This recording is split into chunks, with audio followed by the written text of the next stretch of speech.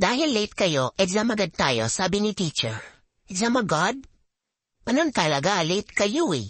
O, eto sa'yo. Ito naman sa'yo. Wala ng review? O nga sa. It's okay, I know everything. At takot ako, susuntukin kita. Okay bro, uy, pairam ng pen sabi ni Suno. Ha? Wala bro eh. Pupunta ka ng school, walang pen. Tamot niya naman. Ba't di na lang kaya yung pen niya ibigay niya? Basta ako pag nag-exam ako, nanggigigil talaga ako eh. Parang gusto kong mambugbog, lalo na sa ayaw magpakopya, tas binibilisan ko para di mahuli ng teacher. Yan ang ginagawa niya ni Iki. Angat ba? Uy, tignan yung flames result namin ni Suno. Married. Corny. Corny. Manong number 4, di ko pa ito napag-aralan sa school eh. Ba't ito nasama? So unfair. Ha? Ba't ang ina ng Disney Princess dyan? Kinigalit ka, no?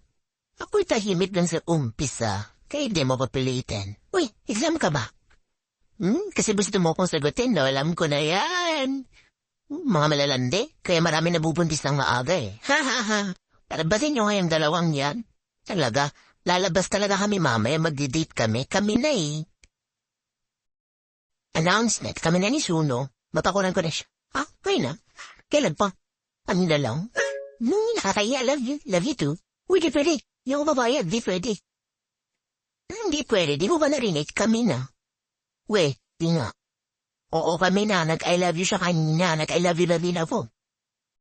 Ay, kakahiya. Huwag ka na mahiya, malabi kayo pareho. Tama, agree ako dyan. Malabi ka nga din. Kauha din.